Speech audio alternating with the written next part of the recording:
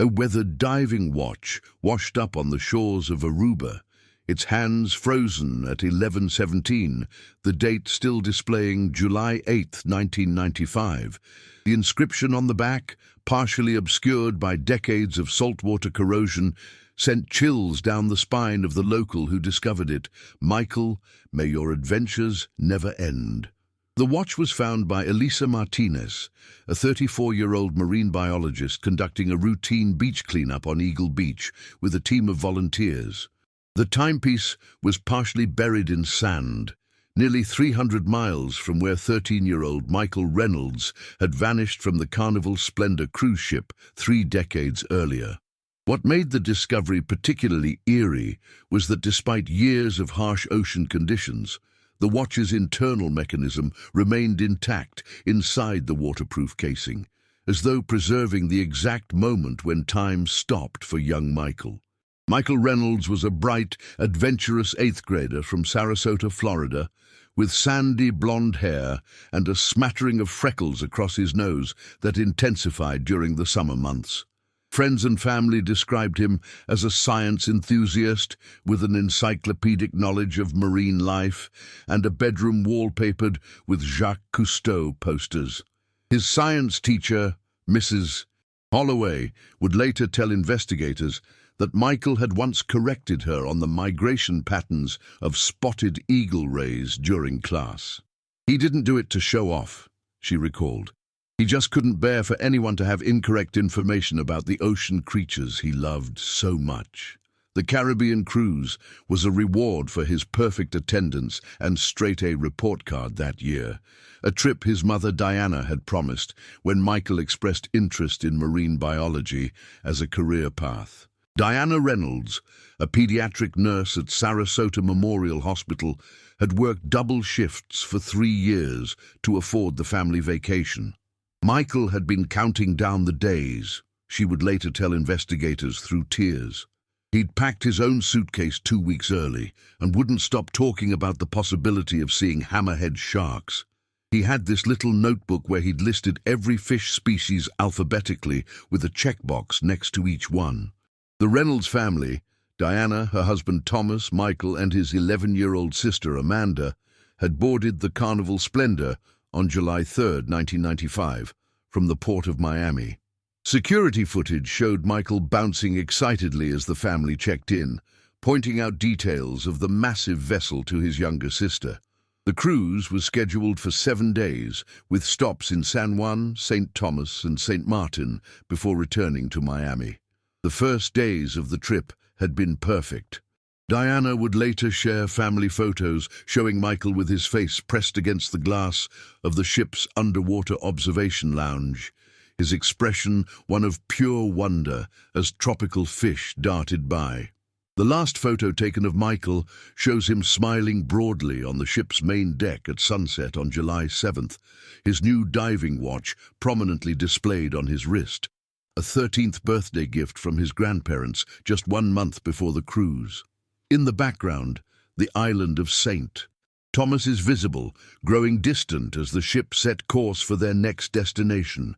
In his pocket notebook, found in the family's cabin, he had meticulously listed every fish species he had spotted, with detailed drawings of the more unusual ones. The final entry, written the night before his disappearance, read, "Tomorrow, St. Martin's snorkeling. Dad promised we'll see sea turtles. Need to wake up early to watch sunrise and maybe spot flying fish." When the Reynolds family woke on the morning of July the 8th, Michael wasn't in his bed. The cabin was compact, 2 twin beds where the children slept and a queen-sized bed for the parents. Thomas Reynolds, a high school history teacher, initially assumed his son had gone for an early breakfast or to watch the sunrise as he had on previous mornings. "Michael was always the first one up," Thomas would later recall in his statement. "He'd been talking about seeing the flying fish that jump at dawn. I remember thinking he was probably up on deck with his camera." But as 8 a.m. approached and the family prepared for their scheduled shore excursion in St. Martin, concern began to grow. Diana checked the ship's buffet restaurant while Thomas searched the upper decks. By 9 a.m., With no sign of Michael and no response to repeated announcements over the ship's PA system, the ship's security had been alerted. By 10 a.m., as passengers were preparing to disembark for shore excursions, a full ship-wide search was underway. Captain Eduardo Montoya made the difficult decision to delay the ship's arrival in St. Martin by 2 hours to conduct a thorough search. Crew members checked every public space, every deck, every service corridor. Michael Reynolds had vanished without a trace. The ship's logs showed no record of anyone disembarking at St. Martin, matching Michael's description. His shore excursion wristband remained unused in the family's cabin. His snorkeling gear was still packed in his blue mesh bag, the mast strap marked with his name in permanent marker. The only items missing were the clothes he had been wearing the previous evening: a blue Florida Marlins t-shirt, khaki shorts, his Kodak disposable camera, and his prized diving watch. Could a 13-year-old boy simply vanish from a cruise ship without anyone noticing? Initial theories centered around the most devastating possibility that Michael had somehow fallen overboard during the night. The Carnival Splendor's railings were 44 inches high, well above the waistline of an average 13-year-old. Ship records indicated calm seas that night, with winds under 10 knots and a waxing gibbous moon providing considerable visibility on deck. Security footage covering the ship's exterior decks was limited in 1995, with significant blind spots and poor nighttime visibility. The footage that was available showed Michael returning to his cabin with his family at approximately 10:30 p.m. on July 7th, but no sign of him after that. There was no logical reason for my son to be out on the deck in the middle of the night, Thomas Reynolds insisted during the initial investigation, his voice breaking as he spoke to the Coast Guard officers who had boarded the ship. He was excited about snorkeling the next day. He wouldn't have risked missing that. And Michael knew better than to climb or lean over railings. We had specifically discussed cruise ship safety before the trip. As days of searching turned into weeks, no alternative explanation emerged. The Coast Guard conducted an extensive search covering over 4,200 square nautical miles between St. Thomas and St. Martin. Aircraft equipped with infrared scanners flew search patterns day and night. No body was recovered, no debris was found, no distress signals were detected. The case of Michael Reynolds became one of dozens of cruise ship disappearances that would haunt the tourism industry for decades to come. What made the case particularly puzzling was the complete absence of any distress alert. The ship's motion sensors, designed to detect a person going overboard, had not triggered during the night. Was it possible that they had malfunctioned? Or was there a more sinister explanation for Michael's disappearance? The mystery deepened when investigators discovered that the section of the ship where the Reynolds family's cabin was located had experienced a brief power outage between 3:15 a.m. and 3:22 a.m., affecting both lighting and security cameras in that corridor. The ship's engineering logs attributed this to a routine electrical system reset, but the timing raised questions that would remain unanswered for years. A review of the ship's manifest revealed an unusual detail: a last-minute passenger cancellation just days before departure. The cabin that would have been occupied by this passenger remained empty throughout the cruise and was located just 2 doors down from the Reynolds family.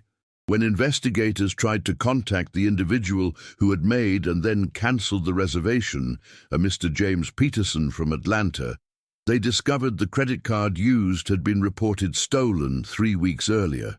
Was this merely a coincidence? Or had someone been specifically targeting the Reynolds family or the cruise itself? The search of Michael's personal belongings yielded another curious element: a small marine biology book with several pages dog-eared. In the margins of one page about Caribbean reef ecosystems, he had scribbled a series of numbers and letters that appeared to be coordinates. When investigators followed these coordinates, they led to a small, uninhabited cay about 18 miles from the ship's position on the night of the disappearance. A search of the island found nothing, but had Michael somehow planned to visit this location? And if so, how would a 13-year-old boy have arranged transportation from a cruise ship in the middle of the night? 6 months after Michael's disappearance, Diana Reynolds received an anonymous postcard from Barbados. The message, composed of letters cut from magazines in the style of a ransom note, contained just 5 words. The boy saw too much. The postcard was processed for fingerprints and DNA, but yielded no usable evidence beyond a partial print that didn't match any in the FBI database. Was this a cruel prank from someone who had followed the case in the news, or a genuine clue that Michael had witnessed something he shouldn't have? Analysis of the ship's crew records showed no red flags among the staff working that night.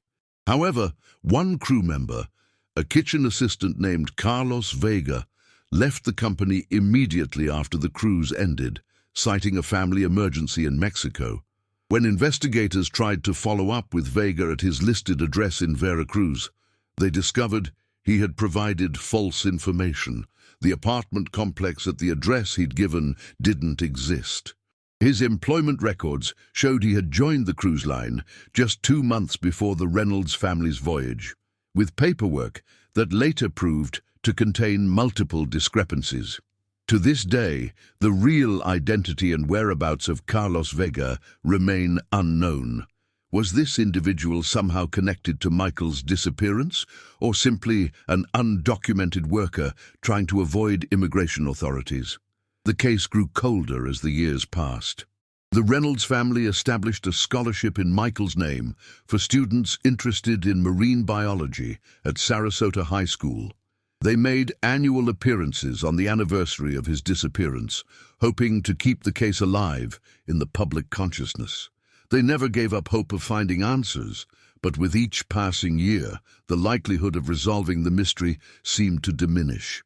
Diana and Thomas Reynolds eventually divorced in 2001, the strain of their loss proving too much for their marriage.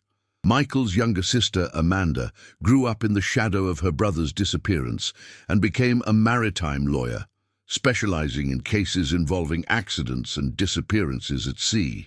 "I chose this career because of Michael," Amanda Reynolds told a journalist in 2015, on the 20th anniversary of her brother's disappearance.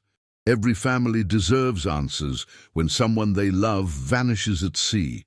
The not knowing is its own special kind of torture."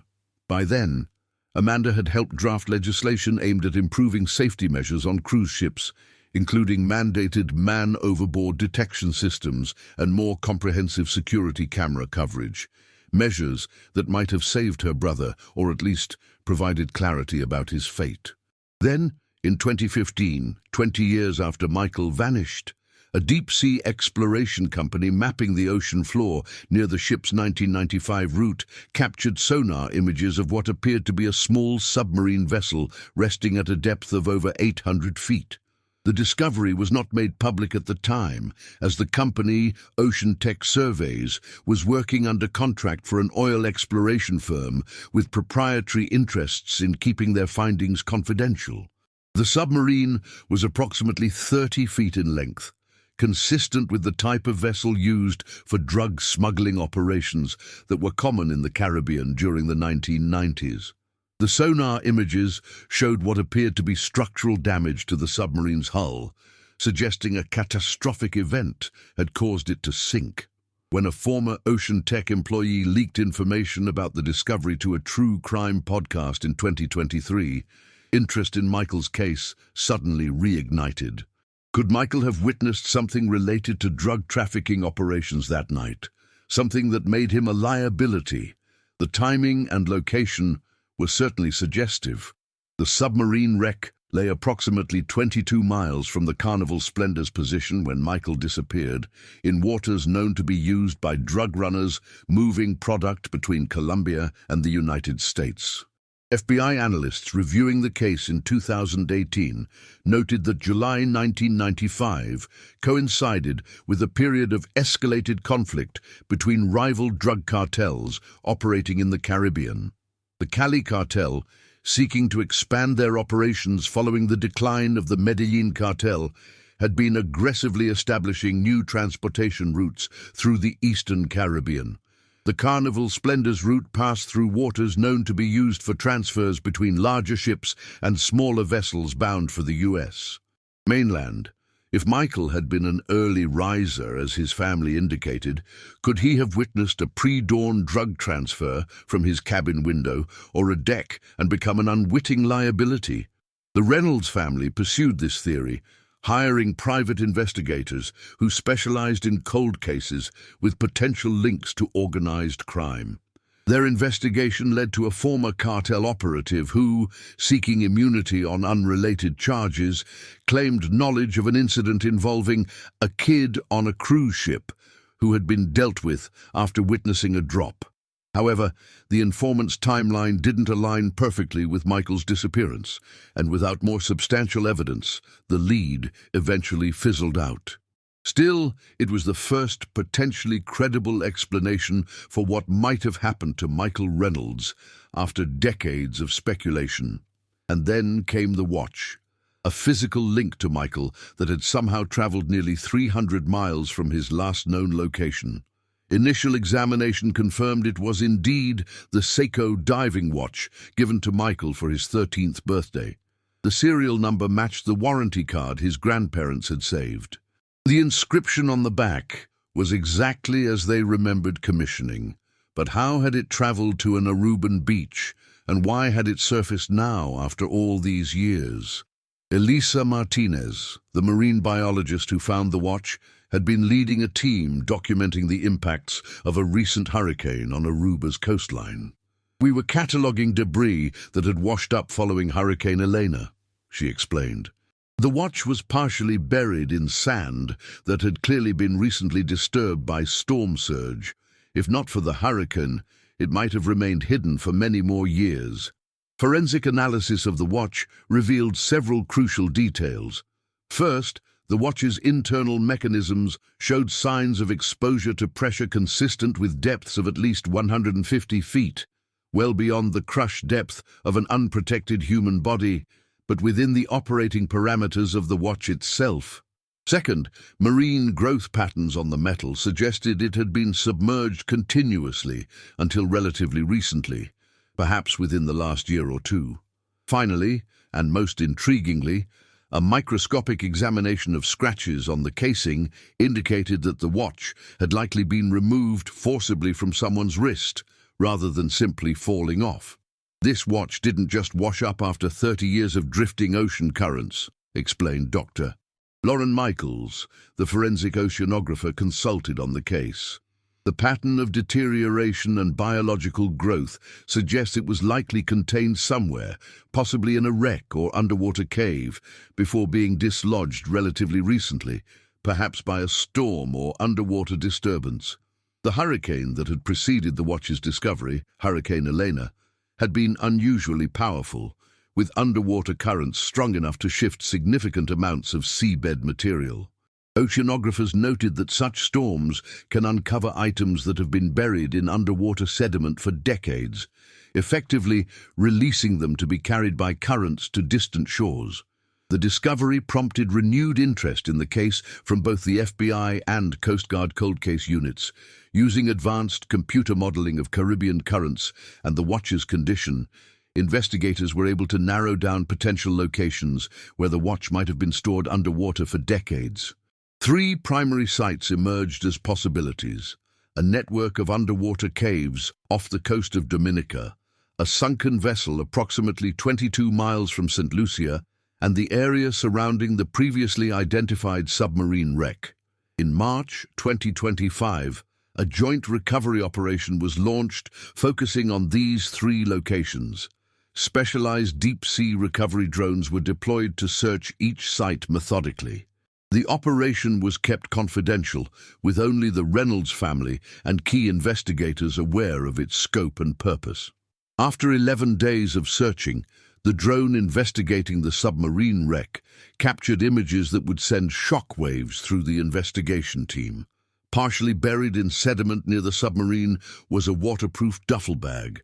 When recovered and opened under controlled conditions, investigators found it contained clothing matching the description of what Michael had been wearing the night he disappeared, including a badly deteriorated but still recognizable Florida Marlins t-shirt. Also in the bag were several laminated documents with Spanish text, a waterproof disposable camera with the film still inside, and a child-size snorkel mask with the name Michael written on the strap in faded marker. The film, when carefully developed using specialized techniques for damaged media, revealed something extraordinary. 9 exposures showing what appeared to be the interior of the submarine and several men transferring packages. The final 3 frames showed a larger vessel visible through a porthole, a cruise ship photographed from a distance in early morning light. The pictures were grainy and degraded from years underwater, but image enhancement confirmed what the Reynolds family had feared and suspected for decades. Michael had indeed witnessed something he shouldn't have, and had somehow documented it. Amanda Reynolds, now 38 and present for the unveiling of the recovered evidence, broke down upon seeing her brother's belongings.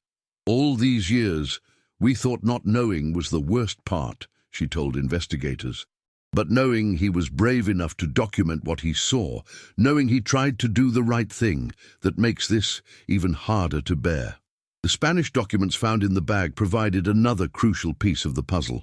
Though heavily damaged, restoration experts were able to recover portions of what appeared to be a schedule of planned drug transfers, with coordinates and time spanning July 1995.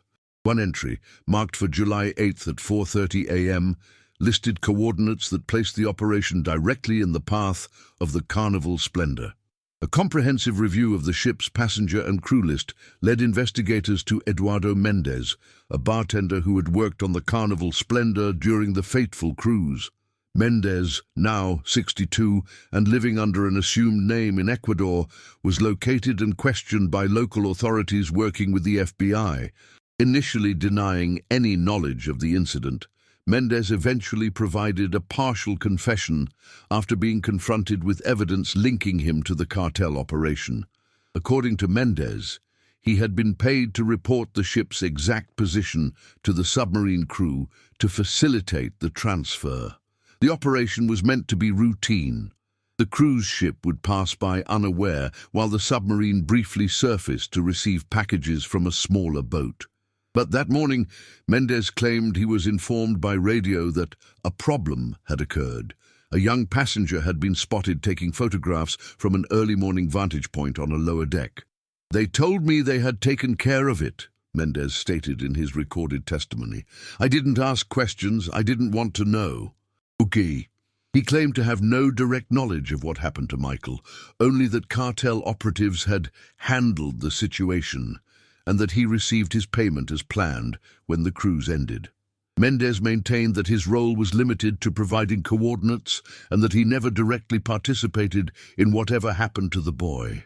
Further investigation uncovered a disturbing connection: the mysterious Carlos Vega, who had disappeared immediately after the cruise had ties to a Colombian drug trafficking organization. His real name was believed to be Carlos Ronaldo Escobar, a low-level operative known for his work as a cleaner who removed evidence and dealt with potential witnesses. Immigration records showed Escobar had entered the United States using false documentation 2 weeks before the Carnival Splendor departed Miami. He was believed to have died in 2008 during a shootout with Mexican authorities in Sinaloa, taking whatever he knew about Michael's fate to his grave. Based on the combined evidence, the watch's condition, the recovered duffel bag and its contents, Mendez's testimony, and advanced underwater mapping of the area, investigators now believe that Michael had risen early on July 8th, excited for the day's snorkeling excursion. From a lower deck vantage point, likely scouting for sea life as dawn broke, he witnessed and photographed the submarine surfacing near the cruise ship. What happened next remains partially speculative, but the working theory is that Michael was either lured or forced from the ship by someone connected to the operation. possibly the mysterious Carlos Vega or another unidentified accomplice aboard. The brief power outage reported in the ship's logs may have been deliberately triggered to disable security cameras and sensors during the abduction. Michael was then transported to the submarine, where his possessions were placed in the duffel bag. The scratches on his watch suggest he likely resisted his captors. The submarine, already under pressure to complete its transfer quickly and return to depth, likely suffered a catastrophic failure shortly thereafter. The sonar imaging shows evidence of an explosion that damaged the vessel's stern, possibly from a mechanical failure or an intentional scuttling to hide evidence. The submarine sank rapidly to its resting place on the ocean floor, taking with it any further evidence of exactly what transpired in those final moments, and any chance of Michael's survival. In April 2025, armed with this new evidence, federal prosecutors announced charges against 3 surviving members of the cartel network identified through the investigation, including Eduardo Mendez. The charges included kidnapping resulting in death, conspiracy, and obstruction of justice. 2 of the 3 men were taken into custody, while the third, Juan Pablo Ortega, believed to have been the submarine's captain, remains at large, possibly hiding in Venezuela. The statute of limitations does not apply to kidnapping resulting in death, allowing prosecutors to pursue the case despite the 3 decades that had passed. For the Reynolds family, the discoveries have brought a measure of closure, though the pain of their loss remains as acute as ever. "For 30 years, I've imagined every possible scenario," Diana Reynolds told reporters after the charges were announced. "I've wondered if he might still be alive somewhere, unable to come home. At least now I know what happened. At least now I can stop searching." Thomas Reynolds, now remarried and living in North Carolina, expressed mixed feelings about the revelations. "There's relief in finally knowing," he said, "but there's also a fresh grief. For years, there was always that tiny hope that maybe, somehow, he was still out there. Now we know for certain that he's gone, and we know that his last moments must have been terrifying. No parent should have to picture that." The case has prompted calls for enhanced security measures on cruise ships, particularly regarding monitoring of exterior decks during nighttime hours. The Cruise Lines International Association announced a comprehensive review of safety protocols, with particular attention to preventing similar incidents in the future. Modern cruise ships now feature far more extensive camera coverage and sophisticated man-overboard detection systems than were available in 1995. But experts note that criminal enterprises continue to operate in international waters, sometimes in close proximity to passenger vessels. "What happened to Michael Reynolds should never have been possible," stated FBI Special Agent Karen Lawson, who led the cold case investigation. "Today's cruise ships have better security, but this case reminds us that the vastness of our ocean still provides cover for criminal operations. Passengers should always remain vigilant, especially in remote waters." A memorial service for Michael Reynolds is planned for July 8, 2025, exactly 30 years after his disappearance. The service will be held at sea, near the coordinates where his watch was found.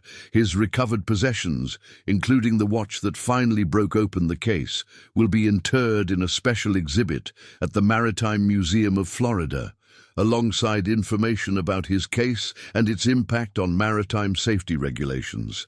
The case has also renewed interest in other unsolved disappearances from cruise ships over the decades.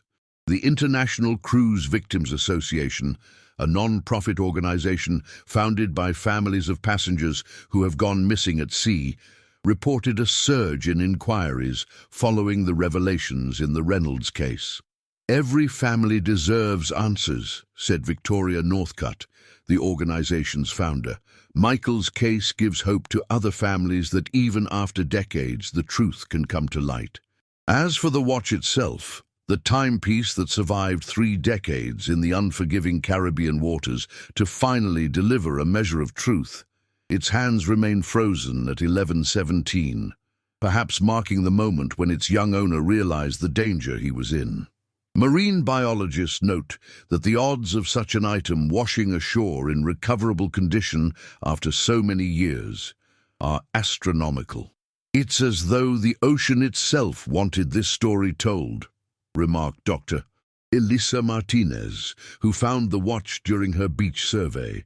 "Its discovery has answered many questions, but one haunting possibility remains.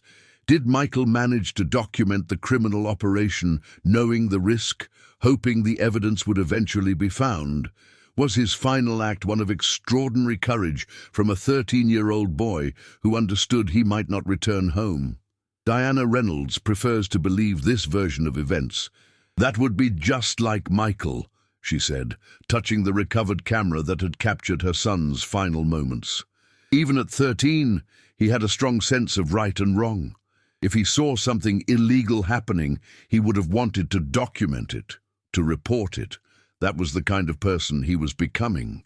The recovery of Michael's possessions has also led investigators to re-examine other cold cases with potential links to drug trafficking in the Caribbean during the same period.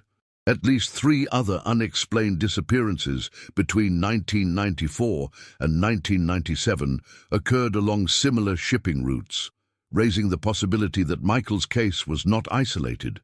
While no direct connections have yet been established, the FBI has reopened investigations into each of these cases. And perhaps the most troubling question of all, how many other disappearances at sea might be explained not by accident or misadventure, but by the calculated elimination of unwitting witnesses to criminal activities that thrive in the vast, unmonitored expanses of our oceans? How many other families are still waiting for watches to wash ashore, for secrets to be revealed, for closure that may never come? As the 30th anniversary of Michael Reynolds' disappearance approaches, his story serves as both a tragic reminder of the vulnerability of travelers in remote locations and a testament to the power of physical evidence to reveal truth across decades.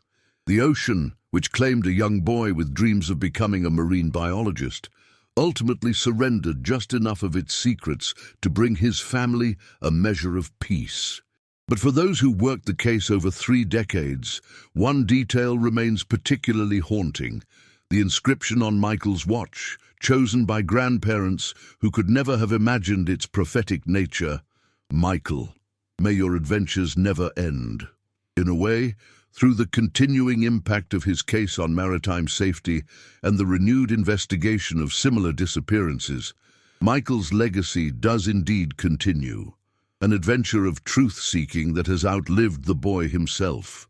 The question that lingers in the minds of investigators and the public alike is simple yet profound. When we venture out onto the vast oceans that cover our planet, how can we ensure that what happened to Michael Reynolds never happens again? And for those still searching for answers about loved ones lost at sea, can Michael's case provide not just hope, but a roadmap for finding truth, even when that truth has been submerged for decades in the darkest depths?